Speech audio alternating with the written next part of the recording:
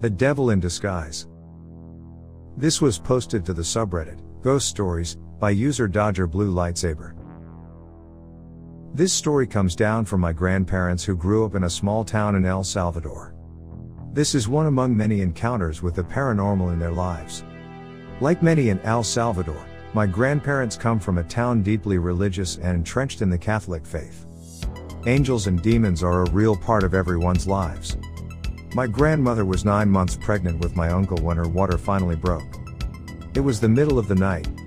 Unfortunately for my grandparents, their house was on the other side of the town river, where lighting was poor and the roads were dirt. To get to the town center to catch a ride to the hospital, my grandparents needed to walk across a narrow, poorly lit bridge and up a large hill. An uneasy trek even when you're not getting ready to give birth. As my grandparents reach the river, they can hear the flow of the water and the cool breeze. My grandfather tells my grandmother to stay strong and focused. This is no time to be caught off guard. As they are about to walk across the bridge, my grandmother hears a cry. A little girl, barefoot and sitting on a rock by the river. "Help me," she says. She can't be more than 5 years old. The little girl is looking right at my grandmother. "Help me, I have a splinter in my foot." My grandmother immediately feels a sense of motherly duty come over her as the little girl tends to her foot. My grandmother becomes very concerned for this little girl sitting on a rock in the middle of the night. She approaches the little girl who's got tears streaming down her face. As she reaches closer, my grandfather leaps in between them.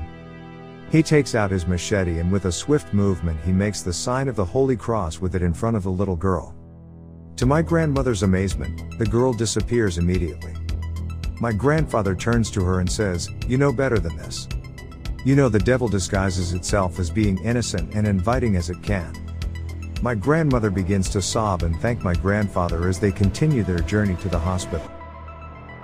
Thank you so much, Dodger Blue Lightsaber, for letting me share your grandparents' story.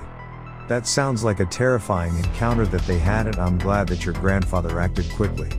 If anyone has any similar encounters or questions, please leave a comment for Dodger Blue Lightsaber.